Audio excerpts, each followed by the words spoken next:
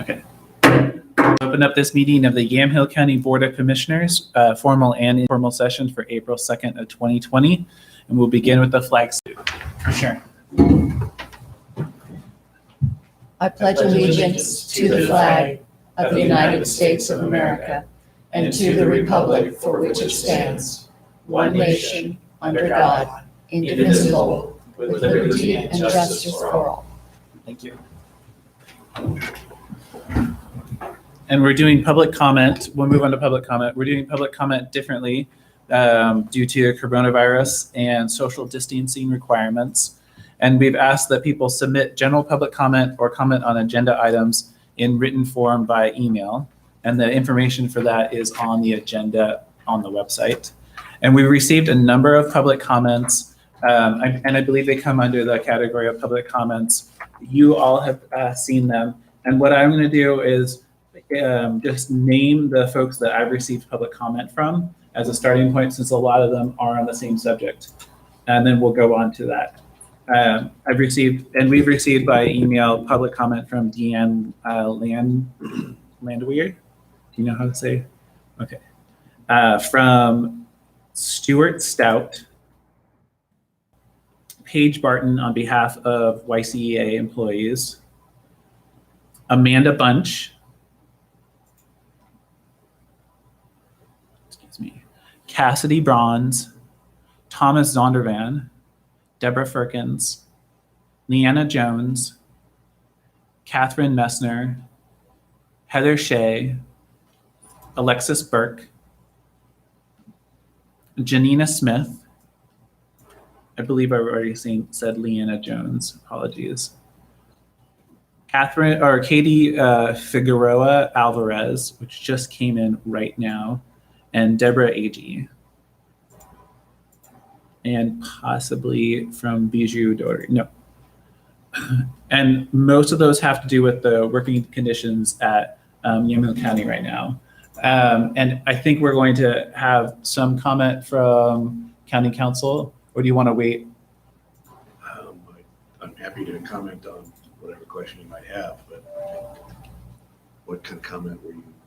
I know, I just talked to what we talked about is with the public comment that's been submitted, there are some requests in there that fall into the area of bargaining, and so what I just wanted to point out, anything that's specific or may come into potential modification of the current collective bargaining agreement or negotiations that are currently underway, that if the board wants to have discussions like that, that would be something that we would typically hold in an executive session on those specific areas. And that's all I wanted to say on that. And commissioners, we try to avoid dialogue since there's not it's just us here and public comment. Do you have an interest in going into executive session would it be our next meeting? Because we haven't noticed this. You don't need to notice it. You could do it immediately after this session because it would be in conjunction with a already noticed meeting. Okay. I would just offer that typically the commissioners are not, should I say, micromanaging what's going on with bargaining. Mm-hmm. That typically we have allowed that distance until we came to the point where we were asked to put limits and to look at various options for the contract. Yeah. So I think at this time, while I believe the comments are well taken and I appreciate everybody weighing in, I think we would be a little over our skis and perhaps maybe making things more difficult for the bargaining process if we were to start to make comment outside of that process.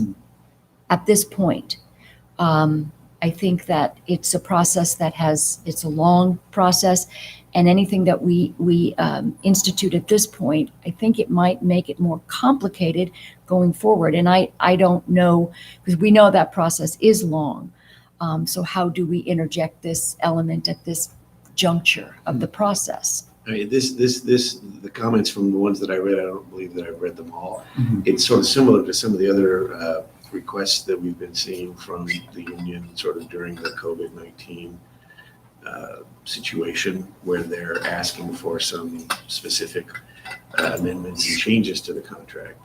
So when we say bargaining, it's not that these topics have come up during, we've had one session so far, didn't come up during that session, but it's a request that we're receiving, and we're the board to consider making the changes that are being asked for. It would be a change to the collective bargaining agreement. So in that sense, it's bargaining related, but it's not as though this came in the form of a proposal during one of our bargaining sessions, but it would have an impact on the current CBA. Okay, thank you. The one thing I would just also put out there, and thank you, Nicole, for the email as well, because executive sessions, the press, can attend those sessions. And I know Nicole is viewing remotely, and so there's some obstacles that we would have to go over if we elected to go into executive session. Yeah. Or Labor negotiations is the one executive session where the media can be excluded. Can be excluded. Interesting. So I just, Okay. so Yeah, thank you. In the interest of that, if we're going to schedule, that would be probably good to maybe schedule. So that we can figure it out. Yeah.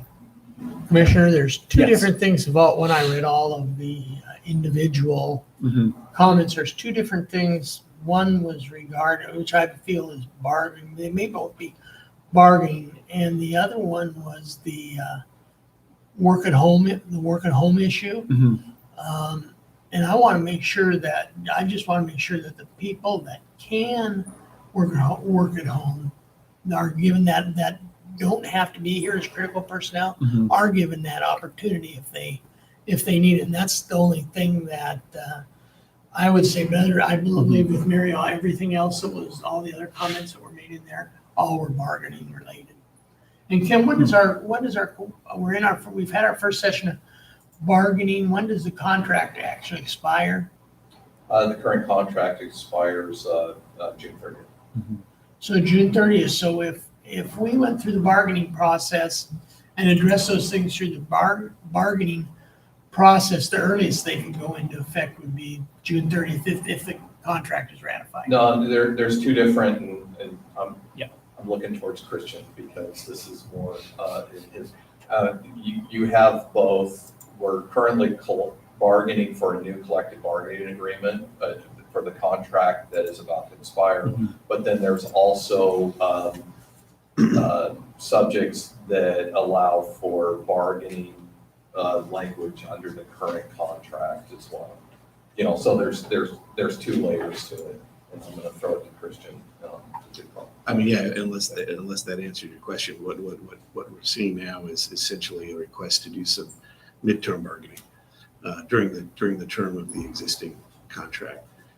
So that's where, and you're correct, I probably should have clarified. Some of these comments were more comments about being able to work from home and access to equipment, but then there was some other comments about hazard pay. Mm-hmm. And that's the particular item that would be a change. And just to clarify, to add on to what Ken said, if the current contract, if we don't have a new contract by June 30th, then the existing contract would continue beyond June 30th until such time as we had ratified a new contract. So that that generated a couple go of ahead. questions, but I'd love to hear follow up. I guess and then my I'll ask question mine. is I don't think it does us any harm to have an executive session, but if we were to have an executive session, discuss those two particular issues, I would want that executive session probably for next week and not for this week, because I think for the graciousness of the media, that even though they could be excluded, I think in all transparency that we should give it enough notice that it is transparent to the media. So Yeah, I think that it would be good to accommodate them. So that follows along with questions I have. The first one would be that because I'm new to the main bargaining unit there,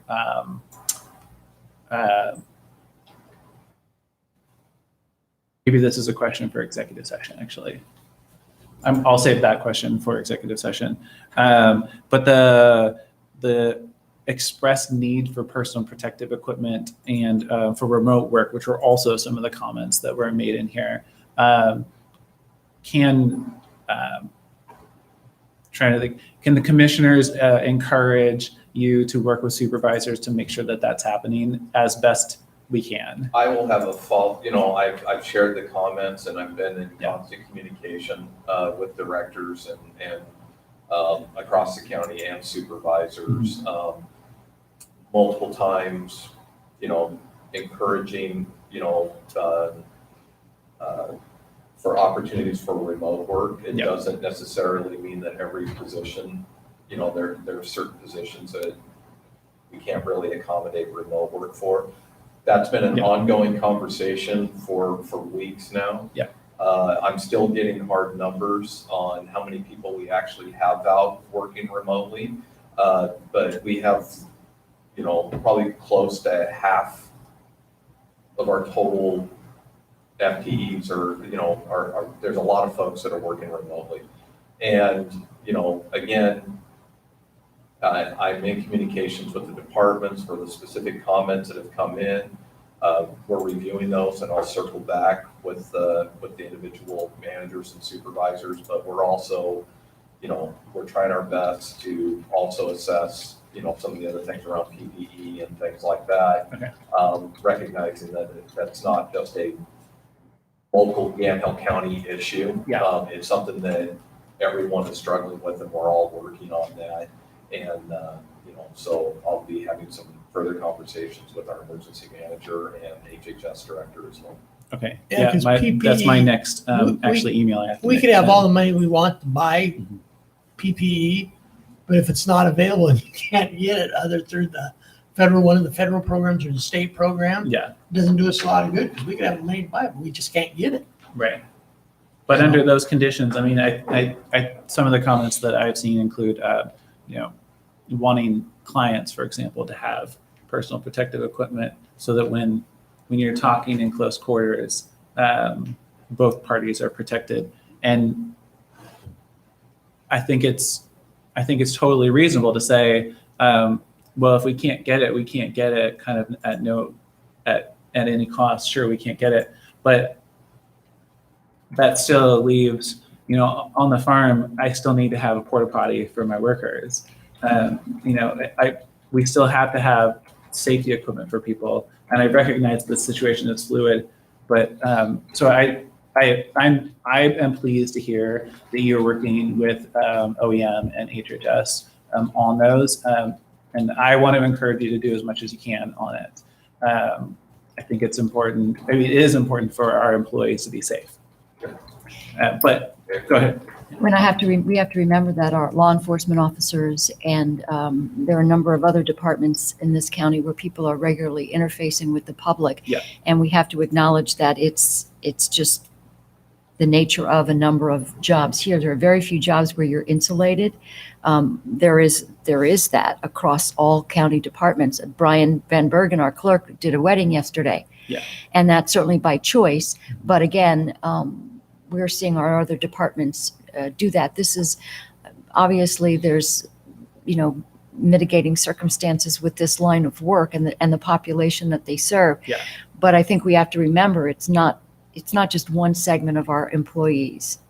Yes, that's a very, very true. Public Works had a pit that they go to, a rock pit that somebody got sick at the pit, and they have to adapt to work that, oddly enough, brings truck drivers close together with the scale people for the tipping receipt.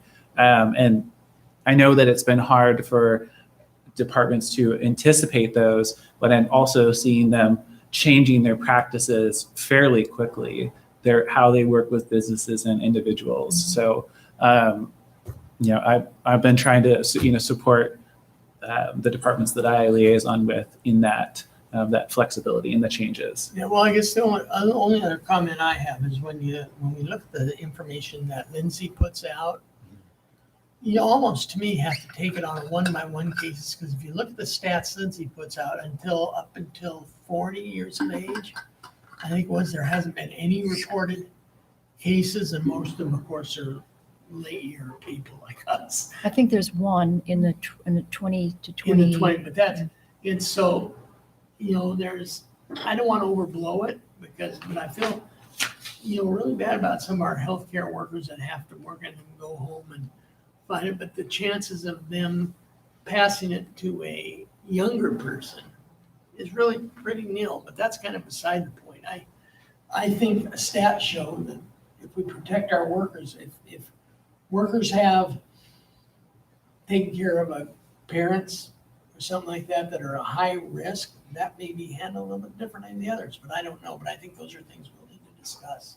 So, And we do have the new, the lead policy that we're hopefully will ratify today. I'm sorry, you had something to say, but I wanted to, it was directed at you, so. No, I guess the last statement that I would also make, because we've put out a lot of information and there's a lot of in the media and everything else talking about social distancing.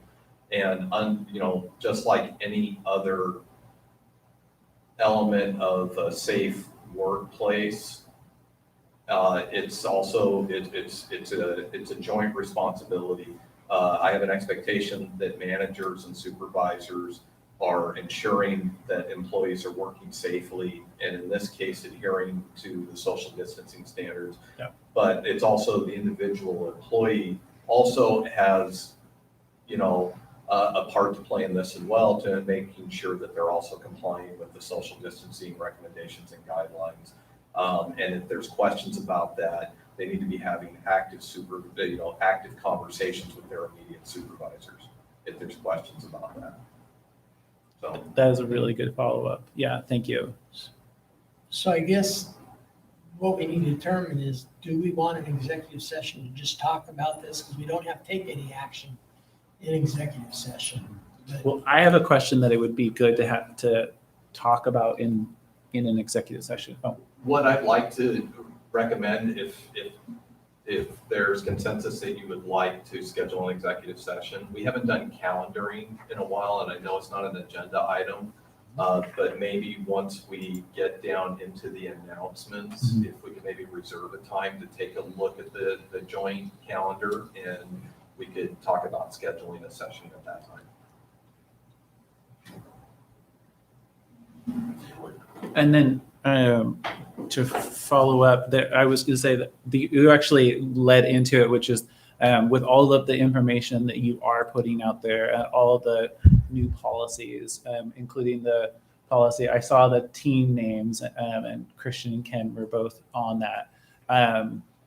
It's going to be up to both the employee and the supervisor to work on getting the correct information out, and also the correct information back up if there is a situation, right? That's my understanding. Right. And then HR is the one who's handling leave requests. Is that correct? Correct. If there's Okay. questions about leaves, Yeah.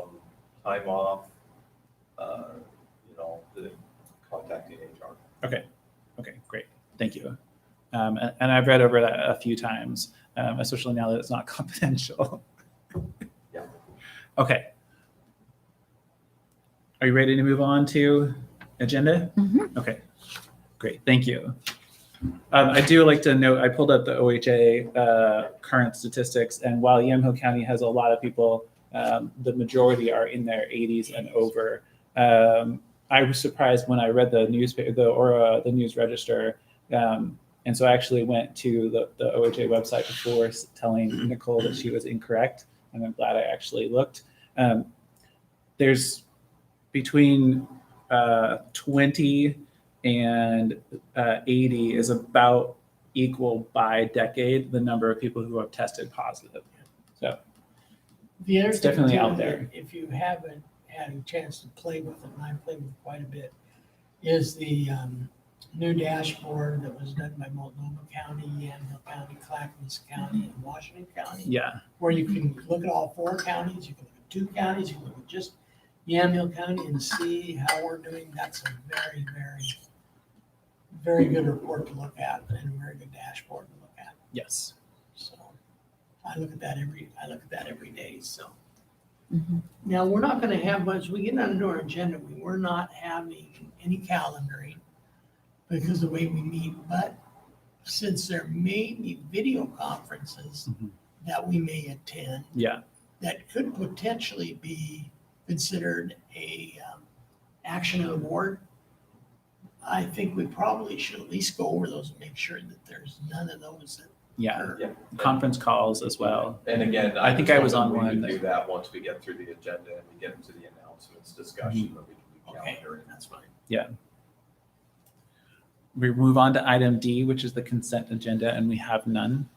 We'll move on to item E, and that's old business, and we have none. We'll move on to item F, which is other business. And item F1 is consideration of approval of an intergovernmental agreement between Yamhill County Department of Community Justice and the City of Willamina for work crew services in the amount of $300 per diem, effective July 1st of 2020 and renewable for successive one-year terms. Commissioners, do you have any comments? We have a good memo describing it in the packet. I would move approval of item F1. All in favor signify by saying aye. Aye. Any opposed, same sign. The record show unanimous approval of item F1. Item F2, consideration of approval of an intergovernmental agreement between Yamhill County Department of Community Justice and the City of Newburgh for work crew services in the amount of $300 per diem, effective July 1st of 2020 and renewable for successive one-year terms. And I would entertain a motion to approve if you are so. I will entertain a motion to approve. All in favor signify by saying aye. Aye. Any opposed, same sign. Let the record show unanimous approval of item F2. Item F3 is consideration of approval of an intergovernmental agreement between Yamhill County Department of Community Justice and the City of Mcminnville for work crew services in the amount of $300 per diem, effective July 1st of 2020 and renewable for successive one-year terms. Commissioners, Move approval. all in favor signify by saying aye. Aye. Any opposed, same sign. The record show unanimous approval of item F3. Item F4 is consideration of approval of an intergovernmental agreement between Yamhill County Department of Community Justice and the Amity School District 4J for work crew services in the amount of $800 per month, effective July 1st of 2020 and renewable for successive one-year terms. Mr. Commissioners. Commissioner, I was looking at that. Yes. And I have it up here, and the difference between all the other ones and the ones we seem to have with Amity School District is a monthly base and not a per diem Correct. base. Do we do more for Amity School District? If I remember, I don't, I've been away from it for a little bit, but it is a little bit different in the level of services and the type. For the school district, historically, that has been more of a set schedule where their committee, they do a lot of mowing for the school district properties and things like that. So it's a more regular basis, where those other contracts are more on an on-call as needed type basis. Okay, let me see if I can. Amity School District. You're right, that's exactly because we do more on that. We've had a lot of these agreements in place for That's in time. quite some time. I will recommend, Mr. Chair, that we approve an intergovernmental agreement between Yamhill County Department of Criminal Justice and the Amity School District 4J for work crew service in the amount of $800 per month, effective July 1st, 2020, and renewable for successive one-year terms. All in favor signify by saying aye. Aye. Any opposed, same sign. Let the record show unanimous approval of item F4. Mr. Chair, if I could just make Certainly. Christian. clarification here. The terms of each of these agreements are actually from July 1st of 2019. Okay. There's an initial term of July 1, 2019 through June 30th of 2020, and then they'll renew annually after that. And for the first three, the per diem, or the amount paid per day until June 30th of 2020, is actually $250 Mhm. and not $300. The $300 commences on July 1st of 2020. And I believe there is a difference in the fourth one as well that kicks in. It's 8,400 for the first term. and Right, then so it's $700 9,600. per month for the first term, which Yep. runs through June 30th of 2020, and then 800 after that. Yeah. So just to clarify, that's what the agreements actually reflect. Yes. Do we need to restate the motions or go through No, I each think of we're these? fine. They've been approved, and it was simply an error in the language that was on the agenda, but that, I think we've Yeah. clarified for the record that the terms of these actually begin July 1st of 2019. Okay, thank you for clarifying that. Commissioners, you are comfortable with that? We've approved the contract essentially, and it's just a matter of the differences in the numbers. Okay. Thank you for noticing that.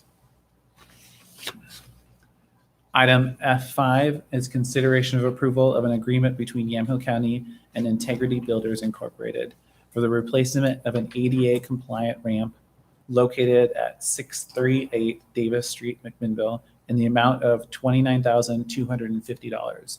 And Ken, do you want to add anything to that? It's just that this was one of them that we're trying to keep some things, some project move forward. This is something that's been on the capital improvement list and ready to finalize this agreement to start the work. Great. Um, Comments? My only comment is, and I had a minute to talk to Joe this morning, is I hope we've used integrity for a lot of different things. And I just told him I hope that one is being designed different than the one going into the Fenton house, because that is not a good handicap ramp. Meets scope, meets slide, but you can trip on it with a walker. You know, the paint's coming off. It just wasn't very well, to me, engineered the way it was done. So, I actually had a note in here that I was like, I'm pretty sure that Commissioner Olson will raise that concern. So, yeah. and it's you supposed to be didn't the have to be similar worried design about it. according to the contract.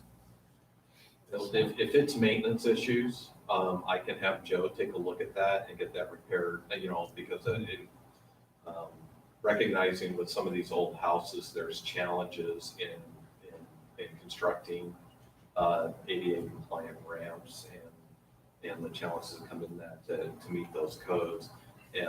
But if there are specific areas of concerns or things that need to be fixed on it, that's a maintenance issue, and I can bring that to Joe's. Well, I I guess think my you've got specific it, thing yeah. was a construction issue. One issue is I think a lot of the 2x6s were not put on dry, they were wet. So what happens, you go from one to one and sometimes they go up and down. I mean, it's not a smooth surface. And then the maintenance issue, which I think they did the initial painting. I think many of those 2x6s were wet when they painted them and causing it all to peel off. So I think most of it has to do with the construction contract issue and not a maintenance. And we can paint Joe plans this summer to, pressure wash it and repaint it and everything. But I'm more concerned about the construction issue.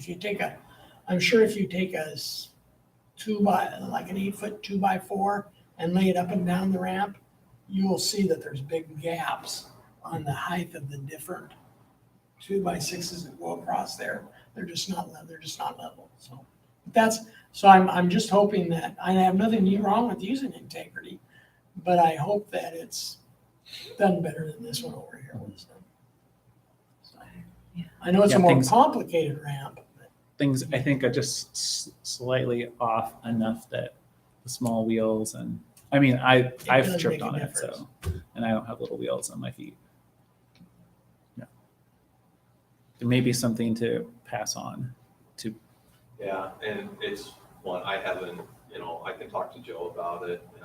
The other thing, keeping in mind is sometimes the limitations with the materials that are also being used. yeah, And wood, even though you can paint it, treat it, you can do all kinds of things, but it still can expand, contract, depending on the time of the year,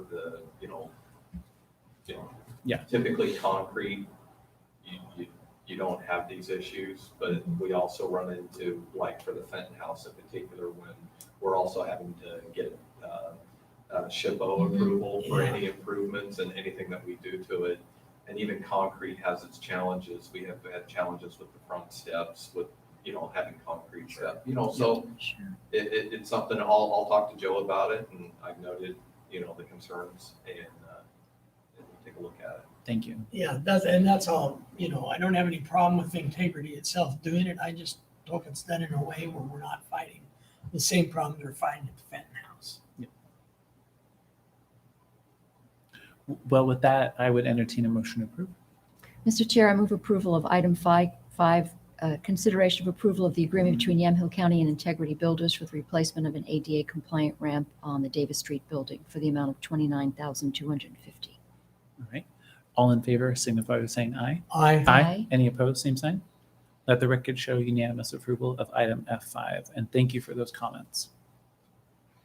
Item F6 is consideration of approval of accepting a quote from Farnham Electric Construction for the installation of security lighting around county offices in the amount of $27,945 as part of the 2019 through 2020 capital improvement project list.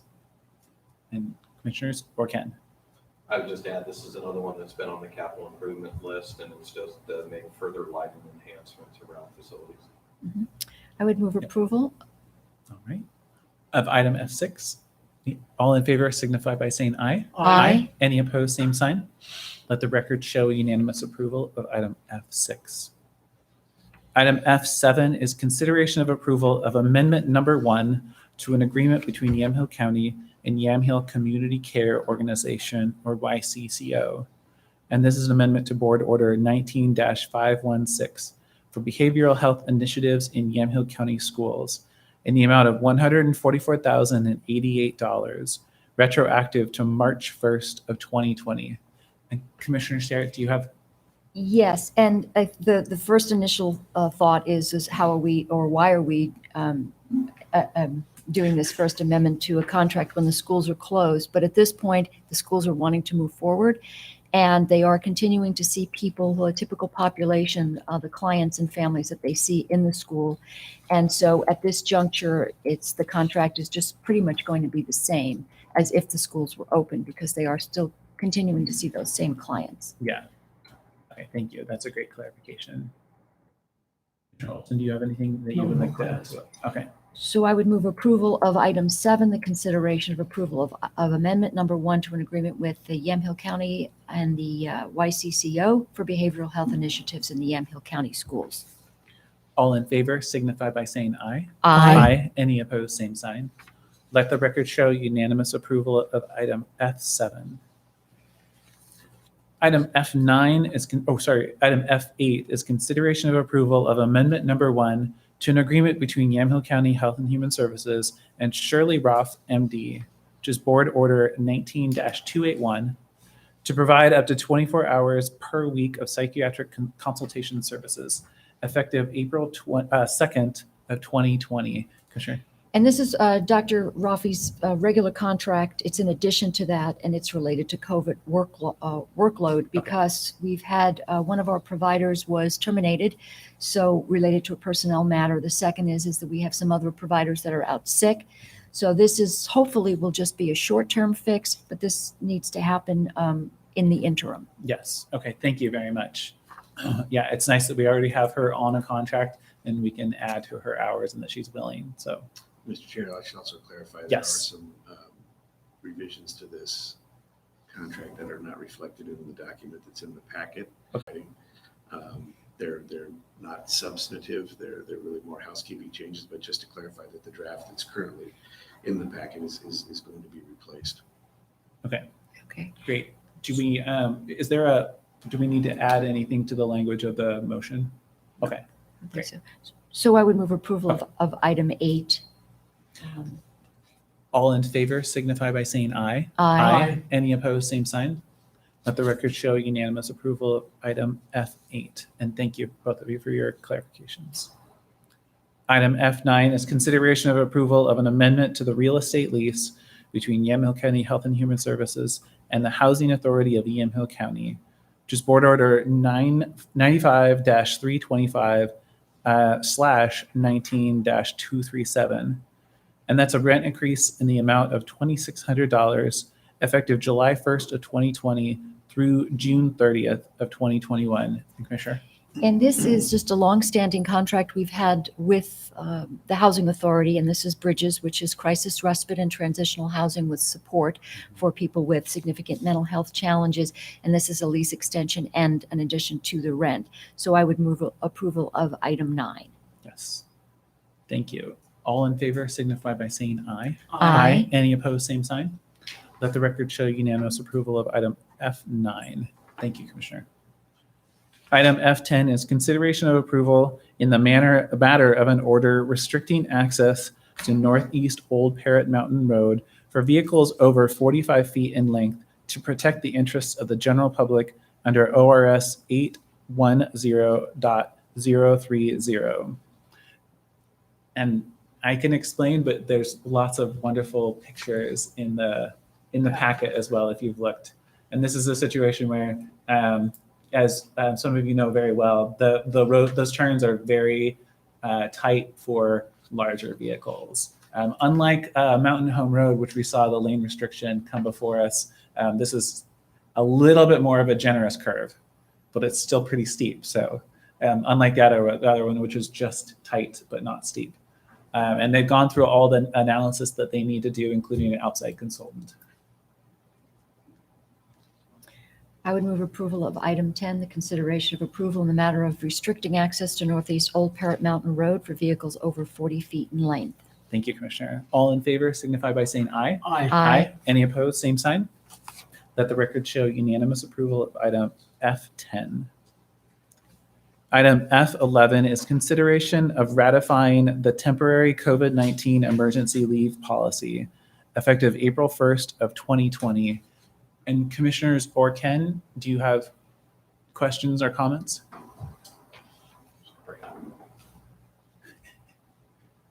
All right.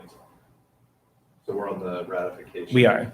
So I shared with you, there was on April 1st,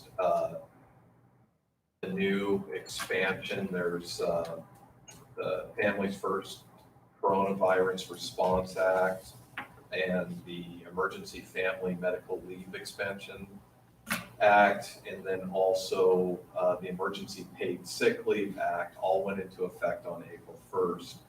There was also a change to OFLA, or the Oregon Family Leave Act, that expanded eligibility for under OFLA. In response to the new legislation, we put together an emergency leave policy, a temporary emergency leaves policy that provides for the up to 80 hours of paid sick leave under, for COVID-related issues. And then there was also the school closure leave that also is a paid leave that allows for up to 12 weeks and 2/3 of a salary for up to 12 weeks. And there's monetary caps to both of these as well, as far as what is being paid out. So this policy, under the emergency declaration, I went ahead and issued this as a temporary policy subject to ratification by the board. And so this is another, the one thing I would just call attention to, and, there's been some past conversations, this is we're required by the federal legislation to provide these leaves. But the tax credit that comes in is for small businesses only. It's still to be seen if with this mandate that came down that we're providing this paid leave right now, the county is paying for this paid leave. So Ken, we don't have any numbers because we don't know how many people are going to take advantage of this. So we really don't have any numbers in terms of the impact to our budget. I do not. I won't have those numbers until we actually see how many folks are actually using. And would that be something that on a regular basis, more people could decide to take advantage of this? So it could be an ongoing sort of a moving target?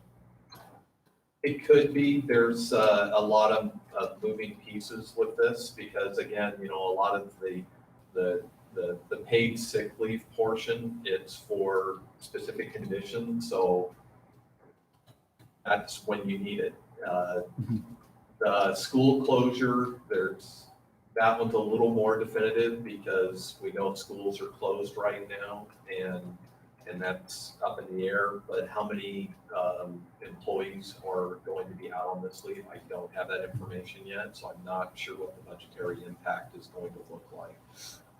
I mean, a follow-up to that would be if one employee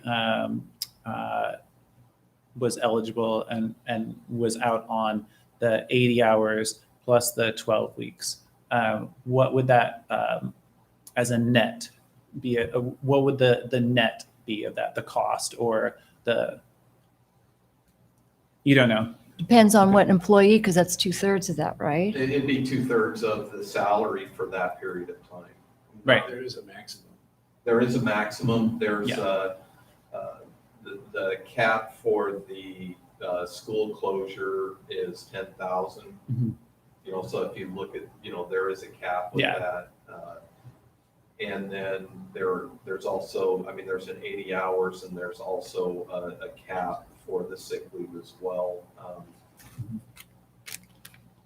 But so to clarify, we're not also paying paying them as though they're working and doing this. This is Correct. right. So there's not. I mean, I'm just confused about it, but it doesn't seem like there would be much of any impact to our budget. Actually, Unless we're talking about overtime for other people to replace them. there's tell me. other considerations Great. that could come in on any type of leave scenario, whether you're talking about coverage situations and something like this. There could be questions that, for HHS, for an example, Yeah. if there's limitations, if you're in a position that is primarily funded by billing Medicaid or things like that, you Mhm. may have to make some adjustments. Question about whether or not this would be chargeable to something like that. Yeah. So we'd essentially have to move funds from maybe an unrestricted fund to help offset the costs if there's large numbers with this. Okay. You know, so we'll know more as we progress through this. And, Yeah. you know, and again, you know, like I've been saying through this whole COVID-19, you know, with a lot of the changes, it's going to take some time before we really see what this is ultimately, what that budgetary impact is going to look like. Right. I mean, we're having a lot of adjustments that are happening, and not knowing where we're at Mhm. and not knowing where the finish line, you know, Yeah. may be, you know, it's going to be a moving target, and hopefully we'll get some more information as we move along. So a question along those lines then, if somebody in Public Works, I'm just thinking about restricted funds, if somebody in Public Works goes on this, the COVID or school closure, for example, because it's a longer one. I want to be very careful about getting into any of the restricted funds because I haven't had time Okay. to necessarily dive into the various revenues Okay. and find out how these leaves might apply, whether it's, you know, I was just kind of throwing that Yeah. out as a general, that it's something that we're going to have to look at, but I'm not ready to Okay. get into how. My question how was this just gonna relates to say- gas tax or Medicaid. Yeah. Or, you know, some of the other restrictions. So my question along those lines was just wondering, I assume that somebody's FET comes out of the fund that they're employed through, but maybe we're going too deep. FET, yeah. Yeah. That's correct. Okay. We don't have a separate fund that FET's paid out. Okay. That's part of the total benefit package or the total leave package for that employee. Okay, that's what I thought. Yeah. You know. Okay. so. Okay. Any But other- there is the loss of production when you don't have the revenues that are coming in. If you have positions that are vacant or not being filled, or not providing the services and therefore not collecting the revenue. You know, I mean, there's those types of impacts as well. There is in the if enough people take the leave, then you may be looking at a situation where you're having to bring in other temporary employees, which Yeah. that could have a budgetary impact too. Mhm. We had some question about, I mean, Ken and I discussed maybe being careful about hiring people right now, but I guess that's a, Well, I wasn't That's a talking about- hypothetical, I wasn't so. talking about hiring general, regular employees, but hiring temporary employees to Okay. cover a period of time where there might be a large number of employees who are on leave. And Yeah. in order to provide the services that we need to provide, that could be an option.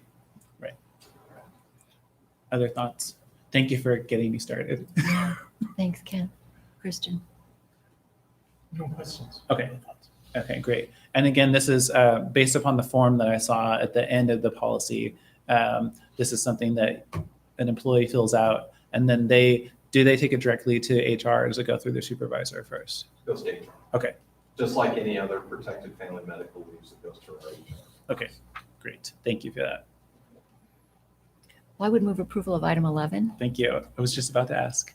All in favor signify by saying aye. Aye. Any opposed, same sign. Let the record show unanimous approval of item F11. And thank you for all of your work on it. I know there were a lot of people working long hours to get it out in time. Item F12 is discussion and follow-up regarding the immediate response grant program proposal. And Ken, I think we were. Right, where we left off, because we had from Abishaw had presented a proposal about the immediate relief grant and economic stimulus loan programs, what was proposed. And during last week's discussion, the board asked that I go and look at funding, because we talked about, I shared the information that Economic Development Funds currently doesn't have the appropriation to do this, depending on, if the board wants to proceed with these programs. So I did look at ONC fund. That was one where we have some discretionary funds available. And a couple of questions that came up was about interfund loans or using those funds. So, the first question is, and I kind of like to separate the two, because I think some of the confusion with this is we kind of had everything put together. And so at this point, I just really want to talk about the immediate relief grant. Mm-hmm. And so I think the first question before the board is, is this something that you want to do? Do you want to do an immediate relief grant fund? The second question is the funding piece of it. In looking at ONC, you have a couple of options that I just want to put there. You could just use ONC funds directly to where the grants would come directly from the ONC fund.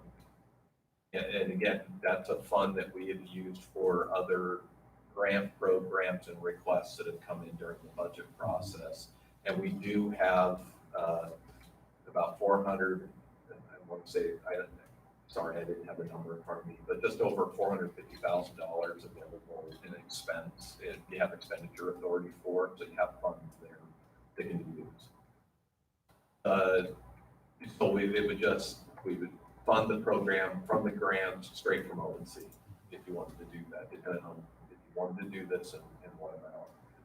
And looking at the interfund loan options, that's a little more challenging, because I know a lot of times there's two types of interfund loans you can do. You can do capital or you can do operating loans. And they have different conditions on how you set up the repayment.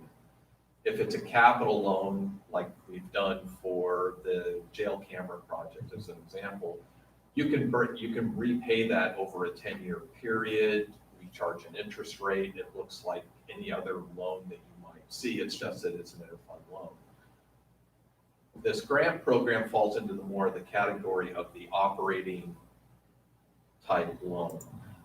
That doesn't allow for prolonged payments. And so what happens is we borrow, do an interfund loan. Let's just, for example, if it's $250,000 from ONC that is borrowed for economic development to support these grants, that full $250,000 would have to be repaid the next budget year. So we'd have to budget 250,000 back into O&C. Without getting too far into the budget process for Fund 26, I had already, in building Fund 26 for next year and looking at the status of revenues and the expenses that have historically been coming out of Fund 26, there's limitations on how much, even if we did not do the grant program next year, the strategic grants. Yeah. I only had at this point about 200,000 available to do that, and that was going to leave Fund 26 with a $600 ending balance. Which then down, for the next year, we're going to have to take a really close look because some of the grant programs have been getting supported with some of the beginning balance for any unspent funds that we haven't had in that fund that have carried from year to year. And so to do that, we'd have to adjust the amount that was available. So I just wanted to outline, depending on the amount, those are the, one, do you think this is something that you want to do? What amount would you like to have available? And you have two options: doing the interfund loan, which would require it to be paid in full the next budget year, or just use O&C funds for that program. And keeping in mind that the proposal that Avishai and Carrie put together, they had a table on how the funds would be distributed for projects. And if we do something less than what they proposed, we may want to take a closer look at that table and look at, where you want to prioritize the funding, because those numbers would change if it's a smaller amount. Right. And I think to kind of get this going, if the board, whether by consensus or formal action, if you want to approve preparing an immediate relief grant from whichever the two options, and at what amount, what I would do is go back to Carrie and Avishai and have them finalize what the elements would look like, and we can bring that back next Thursday for final approval. Sorry, hopefully that was a lot of information. Yeah. Commissioners, your first thoughts, or do you have questions? I do. Yeah. So I wanted to go back to the funding of this. If we were to take, in other words, we're out of money as far as the economic development. For this current year. We're out of funds. So we would have to beg, borrow, or steal from someone else to be able to provide that funding at this point. So, because my concern is the only concern I have is in terms of a couple of things. I've always been concerned that not everybody gets a shot at this. So once again, it's one of those things that you've got people who know where to look and they're well connected and they get a bead that there's a loan or a grant. And yet we've got so many businesses that are just nose to the grindstone trying to figure it out. I have a concern about being able to get the word out to everybody in our county and not play favorites and pick winners and losers. But I also want to make sure that we're not, that the whole funding piece is a concern, especially when you look at everybody from the assessor's office to HHS to everybody else. We've got some serious budget considerations to think about. So I want to make sure we have the money before we start making promises we might not be able to keep. Ken, when does the O&C payments usually come in? It can vary. I don't have. Latter part of the year or middle of the year, I don't care. Depends on when it's authorized, it can vary. Did you, oh, sorry. The email, did you receive the email, the Federal Lands Yes. Subcommittee? Okay. Yes. Do you remember in my reading of it, there's the two different, and they knew that Forest Service was going to come in this window, but they weren't sure whether the O&C was going to come in the same window. I can find it, but I don't know why I'm remembering in past years, has it been September, I think it's been September. Commissioner? Oh, I might be, maybe I'm can- thinking of something different. It said the end of March, beginning of April on. I can look it up and forward it on. No, I haven't. Okay, hold on. Yeah, I've got it. and that's for That's the SRS. That's for the SRS. Thank Yeah, you. I'll For go over SRS. that a Yeah. little bit more, yeah. Yeah. Well, I guess my comment is I agree with Mary that we have to, Commissioner Stark, that we need to make sure all of our businesses, small businesses in the Yamhill County know. And I believe that is a thing that SEDCOR would do. They'd put it to everybody. I think their original plan said, well, just based on population, Hammoney would get to, Lafayette would get to, I think Newburgh gets 10 or 12. And so they're trying to spread it all around the county. Right. And I think as long as we get it out to all of our businesses, SEDCOR gets it out to all of our businesses. One of the problems in a lot of the cities in Yamhill County, they don't have business licenses or permits, so we don't know who is out there. Right. So we can't send it to somebody who we don't know is out there. People that we know is out there, we can send it to. And the reason I asked about the timing of the ONC payments, because if we went 250,000, that leaves us what, 200,000 you said, Ken, in ONC? 450, you had 450, right? Let me get real numbers. What would leave us, 200.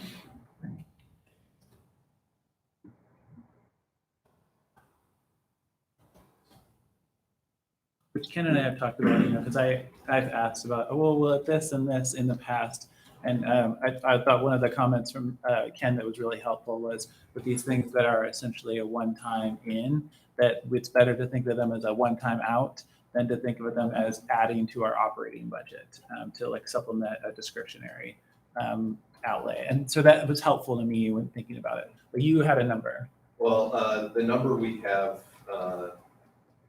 491,000 available in that line that hasn't been identified to be. So it'd be about 240, if we went 250, it would be about 241,000. And that's why I asked about when ONC payments are Yeah. coming in. A little bit about, let me talk just for a minute, because I asked Susan Okay, Morgan thank some you. more questions on this, is that our SRS is 155,412.70, which has been allocated. The Department of Treasury, because I asked her about timing, the Department of Treasury is going to release it transmit within about the next week, 2 weeks to DAS at Salem, Department of Administrative Services. DAS is committed to the counties that when they get the transfer from Treasury, that they will send out the payments within 2 days of getting it. And so what we can't determine is when the Treasury is going to give it to DAS. But according to what Susan said, it's going to be pretty quick. But all of ours is coming from, as far as the SRS, if you didn't know, all of ours is coming from the Siuslaw National Forest. Yeah. We have 24,941 acres. We'd be getting 155,412.70, and that comes out to 623 an acre is what we're getting. So we're getting a good return on that. So I'd expect within 3 weeks or a month, we will be seeing that SRS money come in also, but.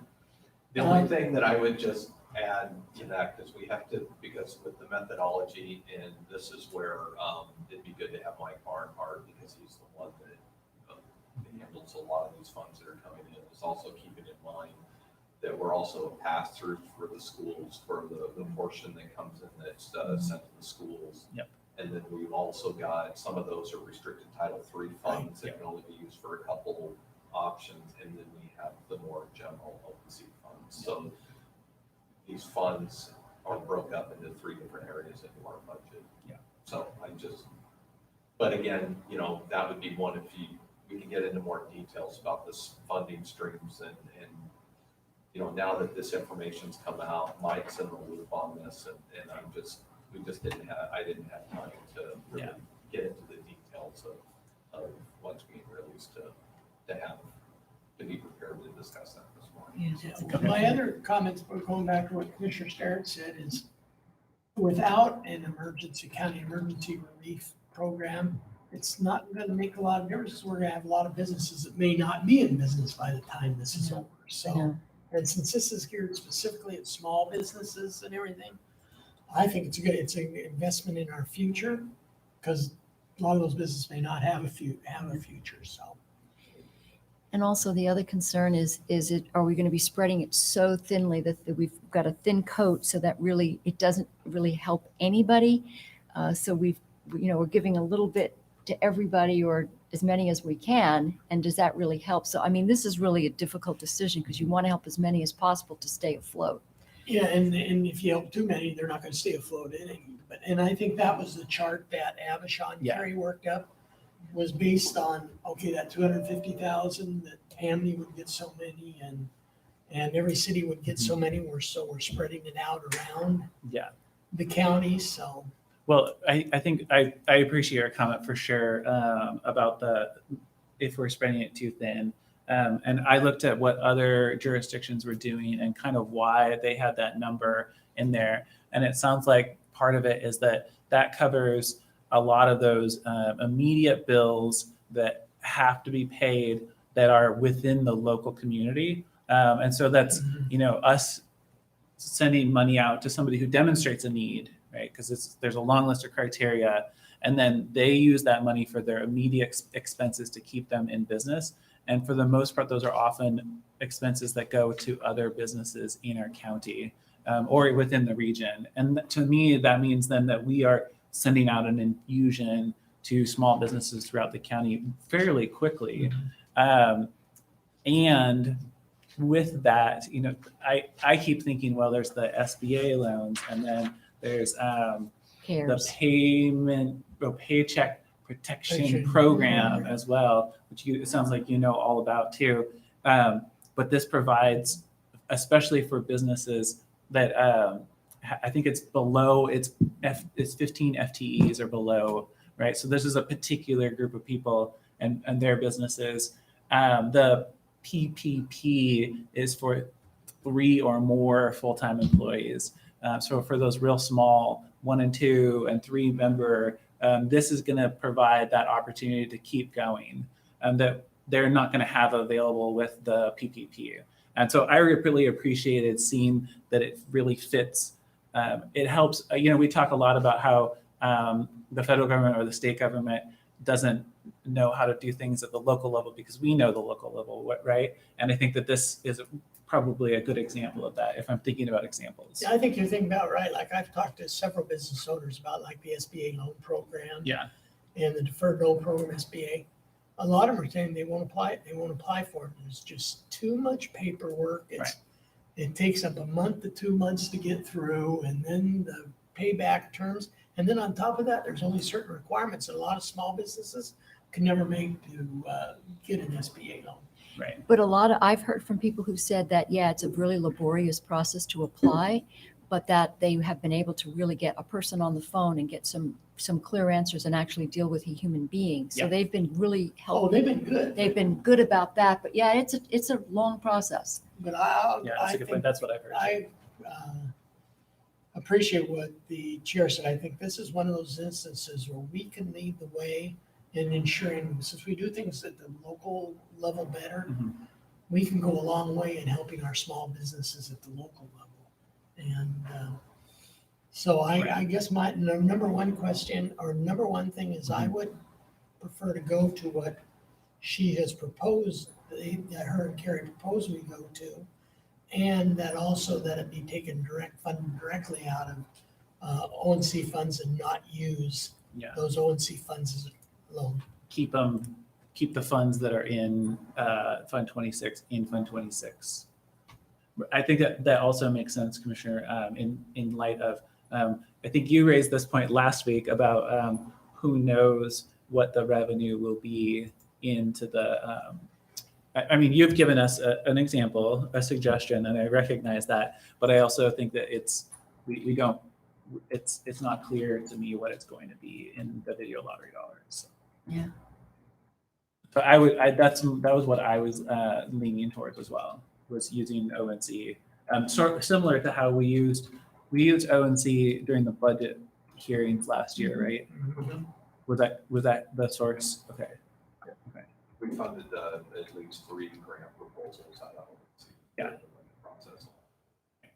And this is an opportunity to get funds really quickly into not the lowest level, but the smallest businesses in our county. Yeah, and if you look back at the ONC funds originally, or the ONC Act originally in 1937, it was for getting railroads to connect places, so small businesses couldn't actually be created in all these areas.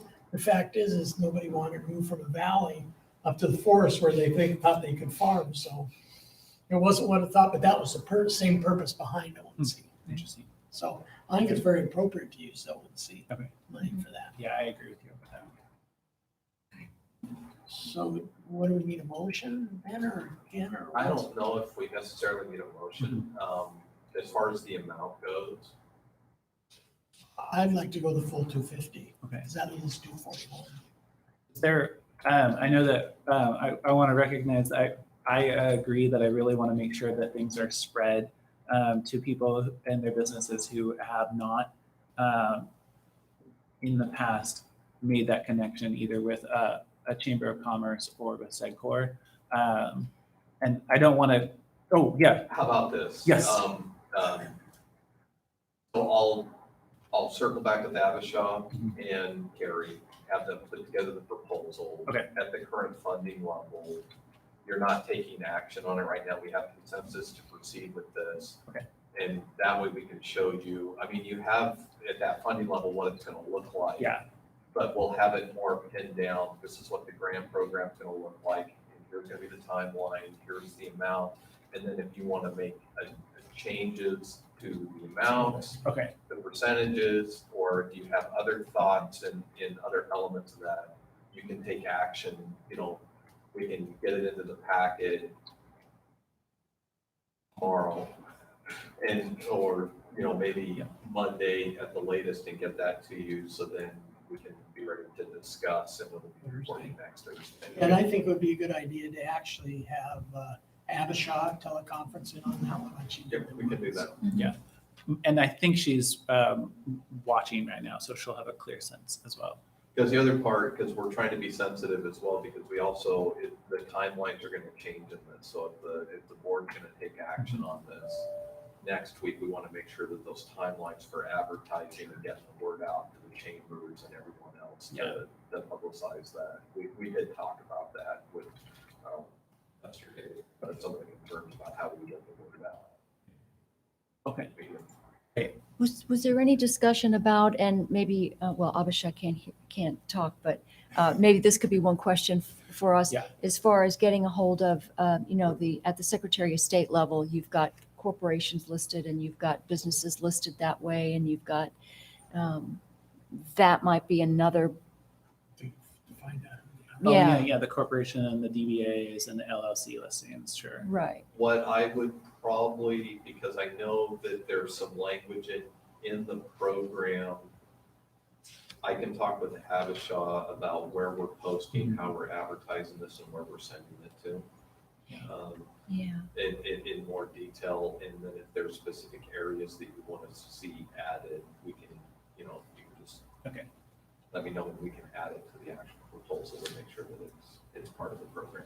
Yeah, and since we brought that up last week, I'm pretty confident with Abishaw, with what she's doing, that she's probably got a pretty good idea how to make contact with the largest number of businesses she can. So between the chambers, and even the Secretary of State's office now, regional solution, there's a lot of businesses that are registered with regional solutions. So, there's a lot of different ways, I think, to get the word out and get it out so everybody knows about it. And I'm just thinking of that person who runs a small business who really doesn't know about regional solutions, or maybe isn't reading stuff in the paper or Yeah. knows what SEDCOR is. I think you're very, I think I that's, think you're. I think there's a correct. chunk of businesses who fit that category. Yeah, so the marketing in this grant program and who goes out is a very critical piece of it. Okay. Well, I think, Ken, Well, that we can move in that direction. We can move in that direction there. Yeah, I don't think I need a, I don't think I hear consensus of the board, Yeah. and we'll have something back before you next week for consideration. Great. Thank Okay, you. thanks. Thank you very much. And thank you, Abhishek. Thanks, That's- Babashaw. The other part, because I separated the Yes. two, but before we move on to the next thing, is also there was also the proposal about the economic stimulus loan programs Right. too, and having funds available and looking at developing some kind of a loan program. And I think for that, I just want to hear your thoughts on concept before I talk to Abhishek and Carrie and have them start going down the road. Yeah. We do have, like we discussed last week, the existing revolving loan program that is in the Economic Development Fund that is administered by COG that we have an agreement with. Mhm. I have a copy of the agreement. Our agreement is specific to managing the revolving loan program. So if we were going to create a different program or do something different, I would have to reach out to Renata and see if they'd be, open to it. And we would either have to modify our existing agreement or enter into a new agreement for the loan program. Right. Because they do have, under the revolving loan program, they have fees and charges that are built in to administer the program on our behalf. And the reason this hasn't been, we talked about that, this goes back to the very old community block grant funding that came through, and there's bars that were set on, the interest rate. Right. I think the lowest it can go is 4%. And there's other fees, and so that's why a lot of people haven't used this. And it's something that we budget every single year because we receive the funds and we have to have it available should somebody actually go through COG and access those monies. Yeah. So I think what I was looking for today is if there's consensus to explore this or to open up a loan program that explores something like this. And then we would have to look at how much funds, where those funds would come from to set aside to support a loan program. Right. Well, I do know that Representative Noble and Regional Solutions Office and I think Senator Pence may be involved. I'm not so sure of looking at how they could relax those requirements so counties can actually, like us, can use that money that's almost impossible to use now. So I think more research on it, because if we could get that money and do that emergency loan program, and whether we do it ourselves or have COG continue to do it, I'd rather not have COG continue to do it, because I can believe too, you keep it locally with one of our business partners, although COG's a business partner, but I'd like to see at least some more research done on it. So one question about whether or not there's any wiggle room in that interest loan, because if there isn't, I don't know that it's anything that is going to be attractive at this point when there are so many other options out there. Or maybe, is that something we can?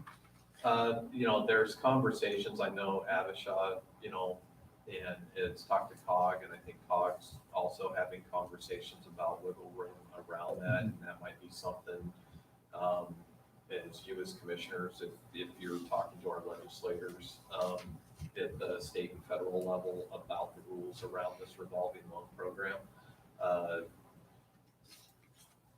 would be the other way to approach it, to lessen the restrictions on that and possibly open up these funds to make it more available for businesses to access. Yeah. Depending on knowing how complicated, it's one thing, we can manage interfund loans and we can do things, but I want to be really, we would need to contract out if we're gonna start issuing loans outside, because there's just a lot to that. And I don't think we have the capacity right now with everything else going on, or even on a good day, if nothing else was going on, we'd have some staffing challenges when it comes to Yep. administering a loan program. So we would have to look at a COG or a local business partner or some means. We would have to identify funds, set those aside, and enter into something similar like we have for the revolving loan program. And I've been on a couple of calls, many calls, right? So I'm trying to remember how to put it all together. And my notebook from one of those calls is not with me. I have a new one. But I know that Renata has expressed that she and John Safestrom, I think is his name, who part of his thing is managing the revolving loan program, which doesn't sound like he has a lot of work in that area right now. But I know that they are working on something for Marion County, at least. Putting myself back in that phone call, apologies. And then Workforce Partnership is actually doing some work around that as well. Yeah, because it's directed right at businesses. Yeah, Sorry. one of the things is that two of the things that I understand that are trying to be accomplished is, one is taking a lot of those, a lot of those items are people who like the interest rate, and setting an interest rate that's really a fair and marketable interest rate. Yeah. Whether it's based on LPIG or LGIP or what, but give it an interest rate and then take away some of the benchmark proofs you have to go through to see you deserve it. If they can get rid, those are two of the big things they're working on, because they realize that nobody's going to take a loan at 4% now. Yeah. But also keeping in mind that this is federal funds. Yeah, exactly. And they've put it together with the Workforce Partnership has the worker retention grants. I think that's what it's called. So that's a small pot of money, and they're trying to develop a program that goes along with that, specifically at the moment for Marion County. Well, I certainly businesses. think it deserves more research with between Ken and Renata and staff and everything to find out where it is now, what they're doing for Marion County, what they're doing for Marion County, and so we can at least get that money being used in the community somehow. Right.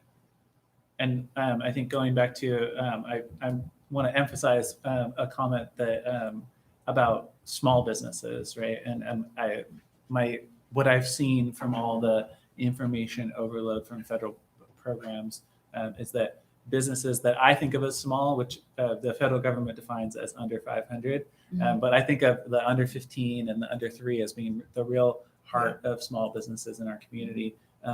That if we can develop something that works for them and that allows them to come back to full capacity when restrictions on travel and social distancing change, I'd love to see a program if we can make it happen. Nothing to. And I think going forward, this might not necessarily supplant what we've done with our strategic grants, but I think it could be a good addition too, because there is a lot out there. You go through the SBA or you go through any of these other, especially with what's going on now. Yeah. And this might be a whole new way of approaching it. Yeah, I think that's a good point. I'm just to let you know, and I think I brought this up Monday on our teleconference. I'm putting together a document announcement specific for COVID specifically that ties all of the different sources for grants and loans and the program requirements all together out of getting from everybody. Got them from Brian Boquist.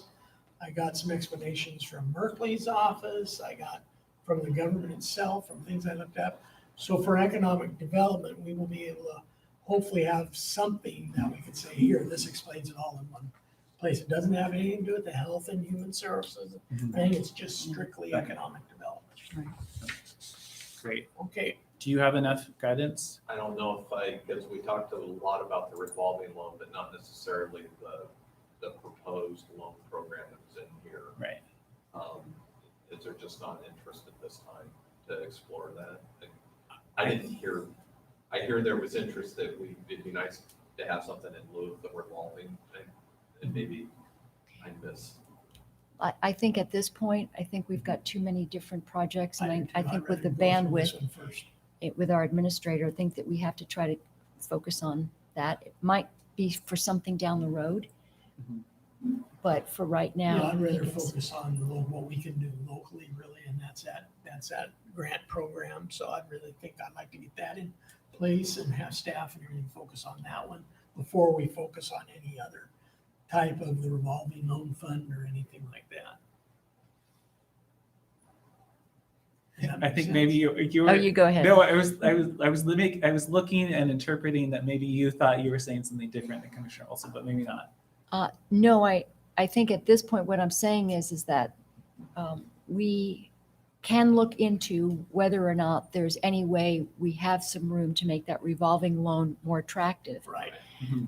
But I don't know that we want to institute another loan at this point in time. We need to look at, we're doing grants, we've done grants, but to institute another a loan program that we would be administering, I think that might be a bit much. Yeah, we are actually on the same, I'm Oh, the same. we're saying the same We're on thing. the same, Okay. same line. Okay. And I think that based upon my understanding, Bobby Shaw's proposal was to have an outside organization like COG do the loan administration, Correct. right? That was part of her proposal. But we would have to explore it, figure out the funding mechanism, Yeah. look for, and I know Carrie was going to look for grants to also match whatever local funds we put into the loan program. Right. So there's work that would still Yeah. have to be done at the local level. Yeah, okay.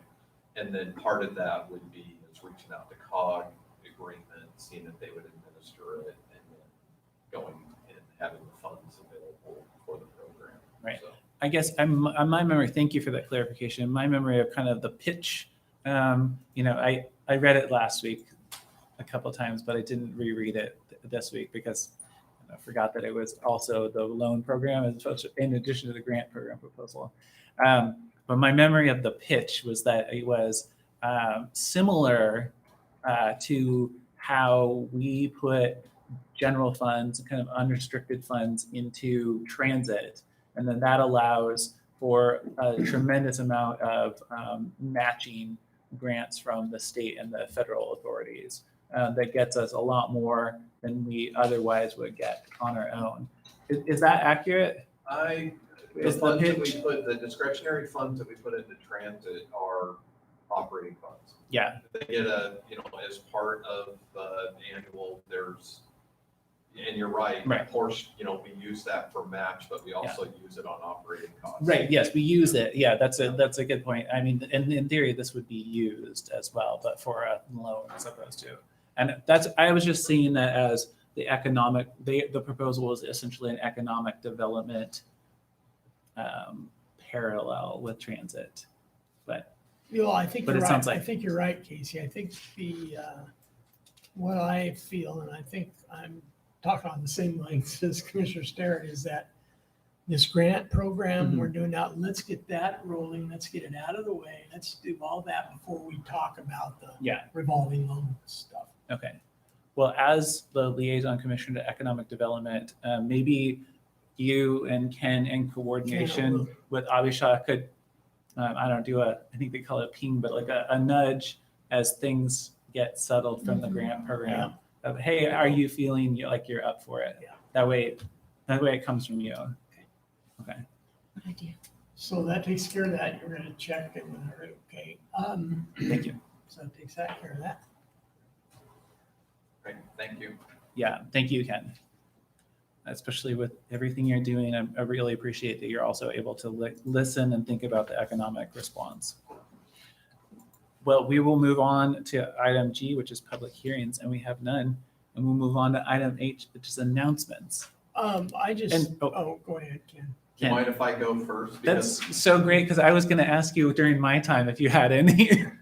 Because what I'd Thank like to do, because we haven't done calendaring in a while, and we have this week's joint schedule in front of you, and if there's anything that we need to, and I want to limit and just maybe just look at the remainder of this week and next week. if there's anything that we need to get on the joint calendar, then I don't wanna can talk ask to you for one, Gary, but- and then we can get that updated. It's Do you have I a calendar? can start this afternoon is our MWAC teleconference now, our MWAC teleconference in Okay. Salem. So if anybody else is going to, and that would be one. And then, Is anyone else going to that? I will not. Like you? and then tomorrow there's a economic recovery briefing with county and the tribal government. And this is being organized by Regional Solutions. And this will be a teleconference at 10 o'clock in the morning. Maybe, Christian, maybe you wanna, maybe we can talk a little bit about the teleconferencing and when we call in and. Well, these are different, these, I think, right? The first one was a standing MWAC meeting that's just being done virtually. Right. Yes. And I didn't hear that any of the other commissioners were going to be. They No, won't- no, they no. won't. But I And just then the thought in second. general, because, just kind of talking about the teleconferences, when we should probably, at what point would, if commissioners are calling in and listening in on an update, and there's not necessarily deliberation or there's things versus it's a video conference meeting where, it's a kind of an open discussion or. No, we touched on that a little bit last week, and I was waiting to see if we were going to be talking about the standing local leader teleconference that you had on Monday that is on the joint schedule that I believe is also happening again today or tomorrow, It's on Friday, Tuesdays and Fridays. Tuesdays and Fridays. That meeting, my understanding is at least two, if not all three commissioners are planning to attend and possibly participate Right. as a presenter. That one should definitely be noticed. If we have one commissioner who's sort of coordinating the meeting and other commissioners in attendance in the audience, not as significant a concern, but at least in one of the that I've watched, there were at least two commissioners Right. participating. And those, I believe, should definitely be noticed going forward if two or more commissioners are going to be in attendance and or participating in those meetings, because it's more than simply a presentation of facts. It's a discussion of potential solutions and how as a community and region we should be addressing these issues. So that should definitely That should continue to definitely be be noticed on on the there, joint yeah. calendar. That And I sounds think great. we're also posting it on our website.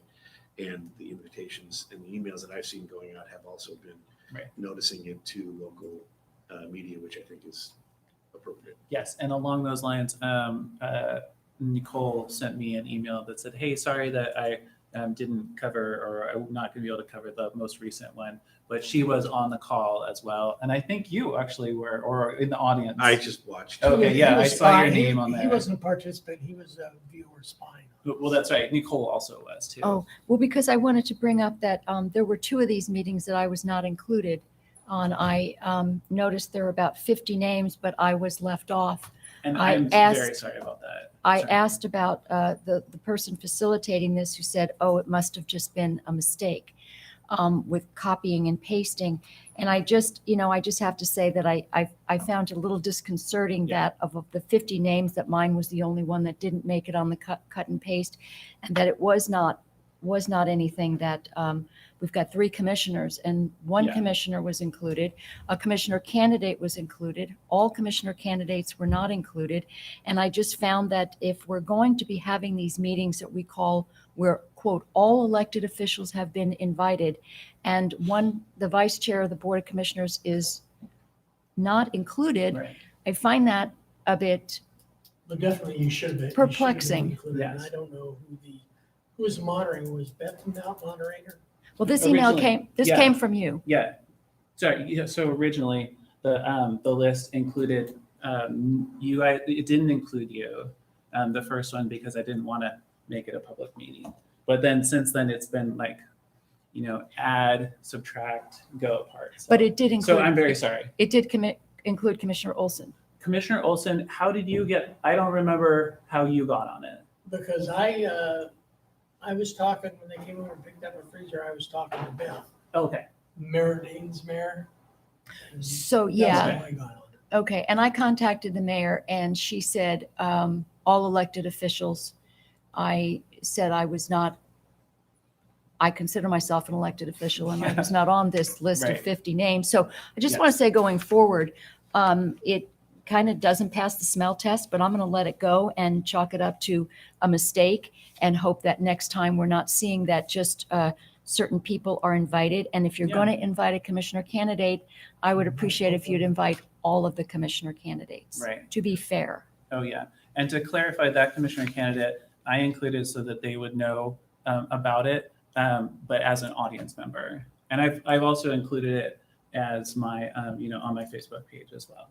Right. But That's probably why Lindsay didn't know about it. But yeah, there are two other commissioner candidates that did not get included.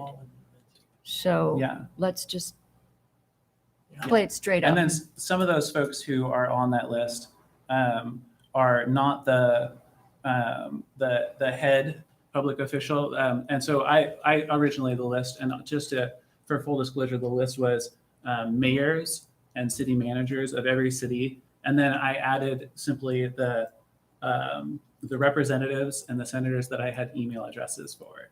And then that was the beginning of the list. But what I did was I added one counselor from the city of Dayton because she has made very clear and simple public statements in Spanish. And I felt like it was really important to include somebody who can speak to the Spanish language community. And with Zoom, but most of those people are set up as, not as participants, as set up as just viewers. Yeah. And so So it they says, can't get in and make public, they watch, but they can't make any public comments. so to clarify, the same email that you just read to me as all elected officials, it actually says the town hall has not included all elected and appointed officials, individuals. That's what I see here in the same email. I received an email from the mayor when I RSVP'd and I asked her about this. She said all elected officials have been invited and you were invited. I said I was not invited. Take a look at the email. So not to Yeah. belabor this other than to say that supposedly it went out to all elected officials and I was not included. Okay. Yeah, Yeah, I so think- I don't see that email, but I do see one that says, that's from a candidate that says it was for all elected. Yeah, I think going forward, I mean, it is a good meeting. I think all elected officials, we need to review the list, make sure all elected officials. are- Yeah. If the commissioner candidates, If I just want to be clear that this is not something that is a Yamhill County Exactly. No. notice, event, Yeah. or meeting, or something. All we're wanting to do is make sure in an abundance of caution that if multiple commissioners are going to attend, that we have the information on the joint calendar. But I just want to make sure that everyone knows who's observing and the meeting knows that this is not a Yamhill County event, and so it's not something that we've noticed or been involved with the invitations or anything like that. that's Yeah. correct. And my original vision for this was that mayors have the opportunity to speak directly to their constituents. And as a courtesy, I always try to include city managers when I'm communicating with the mayors. I feel like that's an important. Yeah. Well, I think one of the Professional issues is it's kind of like the old Field of Dreams, build it and they will come. Sure. So it started small, build it, and now everybody wants to come, which is okay, because I think Tuesdays, was only 10 or 15 minutes, a short presentation done by Senator Merkley was very good. Yeah. Even though, well, but I mean, it was very good, and to have some of the state representatives and senators on there was very good. But I think that if even though it's a private, it doesn't have anything to do with the county, Mhm. that the right people need to be involved. And And just I will to also certainly- throw out to whoever's coordinating the invitation list, strongly encouraged to copy local media and any particular members of the public who have asked to be on that Yeah. list. Because otherwise, the conversation highlights the concern, right? It began as one type of a way to disseminate information, and it's evolved into something else. And we're just trying to make sure that our approach of making folks aware of this in such a way that we don't run afoul of the public meeting laws continues to evolve and keeps up with this. That's a really good I think point. putting it on the joint schedule is great. And then I would encourage whoever is coordinating the invitations to continue to copy the media as well. Yeah. Yeah. And they definitely have been, and I'm coordinating it. So, but yeah, they're on there because I think it's important. I've heard that constituents like to hear from their mayors in particular. So it's an opportunity for people to hear directly from their mayors. So, yeah. Do I need to send an official request to be put on this going forward? I'm gonna, while I'm still here and signing things, I'm gonna put you on it for because I need to send out the reminder. So, Well, thank you Gotcha. for that, Commissioner. yes.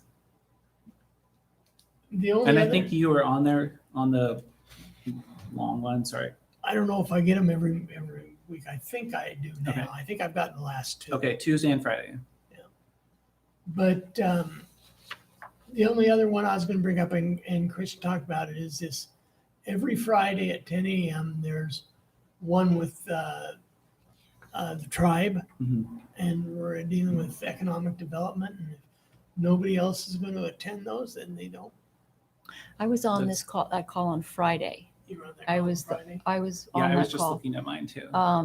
And I was the only one from Yamhill County, but we had someone from the tribe was supposed to be there, but wasn't. So we had someone talking about what the tribe was all the tribes were considering doing, which they never wound up doing. So, Well, that sounds like when all of the commissioners got notification, that one might go on the yeah. list, because there could be that time where two of us. And Oh, Denny more of Denny us go sat on. in for Jody on last Friday because Jody Christensen had another call. And that's every Mhm. Friday 10. at At 10 10 a.m. o'clock, and Yeah. it's the economic recovery briefing with the tribal government. Mhm. Marion County was on, Polk County was on. Trying to think of who else. Yeah, because the 10 organizer people. is regional, so Jody was the Right, organizer. and so I'm actually not on that one, or I have not been attending that one because I'm on the Tuesday and Thursday version of essentially the same thing with a commissioner from Marion County and commissioner from Polk County. So this one probably should go on, because Mary and I are, if we both, Yeah. it should go on. If you wouldn't mind forwarding, if there's an email invitation, so that way we can make sure we get the terminology correct. If you send it to me, I can carry it, we can get it on the calendar. And that's 10 o'clock on Fridays. Mhm. It's the economic recovery briefing with county and tribal government. And Chris Mercier joins us for the Tuesday and Thursday versions of the Right. phone call too. And So, they were yeah, on I actually meant to Friday. mention it too because I was like, I bet she's going to be on the 10 a.m. one. Yes. And then along those lines, but it's not a call-in, is the AOC it's noon to 1, right? On Fridays? Or no, it's 11 to noon. It's 11 to noon. Yeah.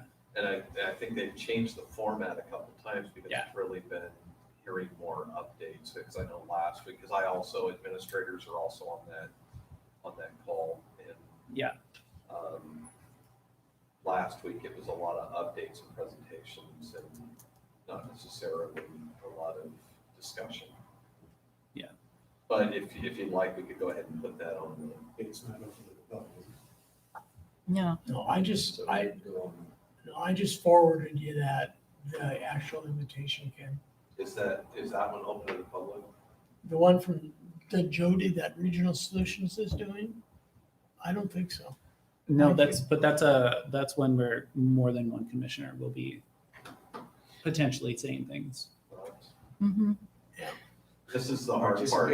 Participating or? I mean, I think you're Participating. participating. Participating. And Yeah. just to refer back to the call on Friday, there was a lot of discussion about local initiatives for just what we did as far as our helping small businesses. So I think that Right. might be smart for us to at least just notice it.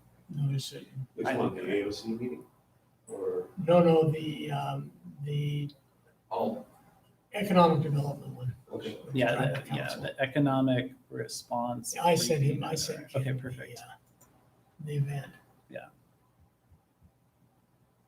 Yeah, so I'm on at 3 p.m. with chairs for the Mid-Valley Economic Response Team, just separate from the economic response call with county and tribal. And that's everything I can think of in terms of weekly joint. Commissioner Olson, can you send me the email you sent Yep. Ken I'll send it to you right now. That's the 10 a.m. one on tomorrow, Friday. on Friday? That's Yeah. right. It's just by forwarding, I ended up as a, It should just be a An text. There invitation, wasn't yeah. anything. It was just a text. I came forward as an invitation. Oh, well, I That's all forwarded right. it right I'll off take a my look at it. calendar. It should, I'm not gonna accept. oh, It came as a text, not as an email. It was weird, last week. last week, yeah. Okay. Oh. All right. I only have one other announcement,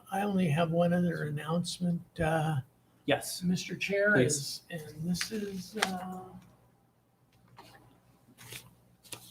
just got this from about 20 minutes ago from Susan Morgan. It says, hello, Fred, please see the update from DAS on the distribution of the 2019 funds. It's good timing. They have been transferred from Treasury to DAS, and DAS says, thank you for the follow-up. We received the funds, and this is from Fernandez at Oregon Gov. Thank you for the follow-up email. We received the funds late Tuesday afternoon, and due to processing, the earliest the funds would be available to the counties is tomorrow. Yeah. So that means we may be getting it today or tomorrow. Got it. Thank you for that update. Yeah. Nothing like checking your email in the meeting, right? I got Well, one. I only check certain emails. No, I just saw one. Came at 11:15. Well, I saw one from, I think it was from the assessor that said, everything looks good in terms of sound and video. Okay, that's the only announcement I have. And on that, so I just have one brief thing, but do you, I just have real quick, and that is I want to just say, a lot of gratitude for Heather Hunter at Champion Team. Last night I got an email at about 10 o'clock, and she had a situation that dealing with a difficult situation with a community member, and reached out about Northwest Seniors. And I said, well, I don't have any phone numbers. The best I can do is send an email right now. And I got an email back at 11 o'clock from Northwest Seniors, and they were able to just jump in.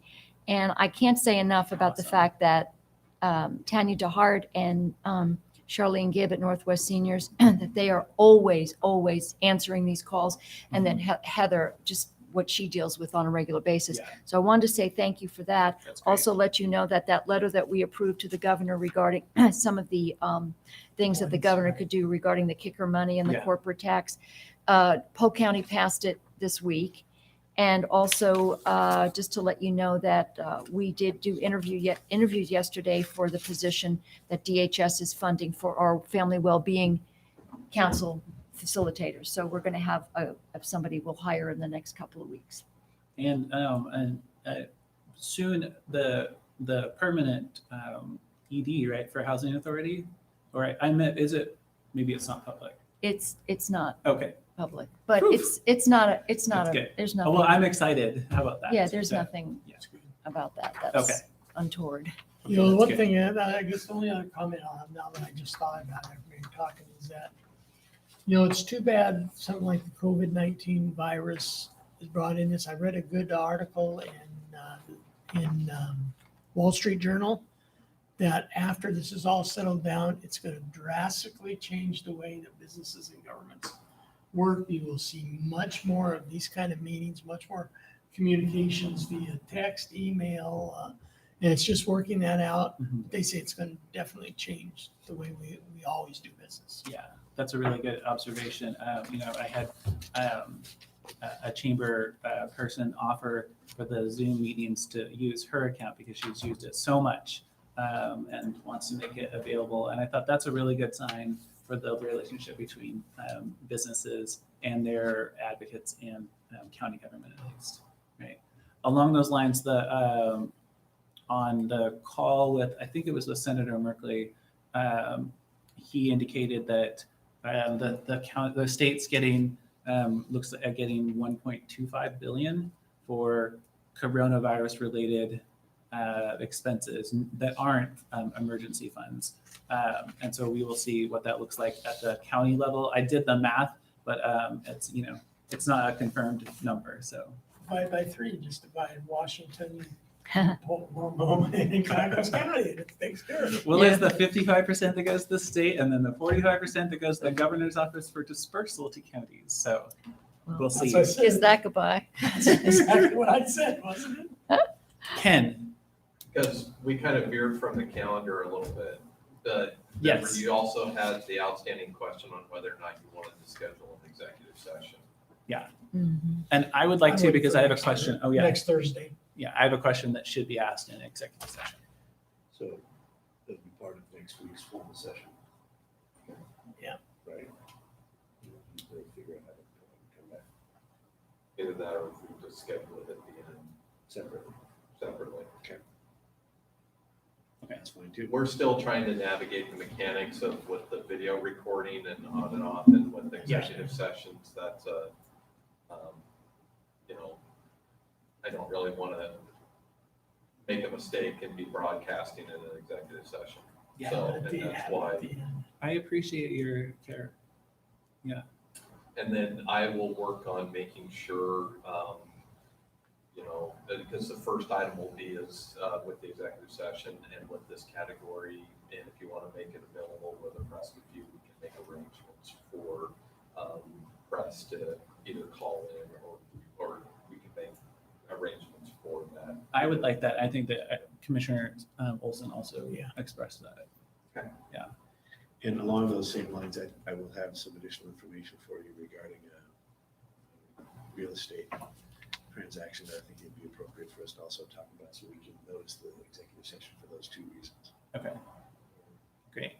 And along the lines, thank you, along the lines of all the public comment that we received, I just want to acknowledge how much time and effort you've put into communicating with department heads and getting systems set up to keep people safe. So I really appreciate that, and I know how many hours you've worked on that. So thank you. That was not calendaring related, but Did you get everything on the calendar for next week as well? And if there's anything that comes up for next week, let Carrie know. okay. I don't think there's a lot going on because it seems like everything, Like individual phone calls in each area is what I've. because we're in just kind of a new area, and that's why I wanted to, hopefully have some time to kind of discuss this, because now that if we're utilizing technology and, how that interacts with public meetings laws and Yeah. Just to make sure in an abundance of caution, if there's something that comes up or an invitation, you can let me know, or you can let Carrie know if it's something that, Commissioners can be. So Ken, we are using our YouTube channel to broadcast this. Is that what we're using? yes, we are. Great. Well, in that case, I'd like to close by thanking all the citizens who are watching this meeting versus our YouTube meeting. And hopefully there's still some rough spots to get over. We're getting over them as quick as possible. And so I appreciate all the citizens and the media and everybody that's watching our meeting. And stay safe, everybody, and stay well. Carolina, do you have anything else to add? Christian? Okay. Ken, you already did it, so I'll close this meeting.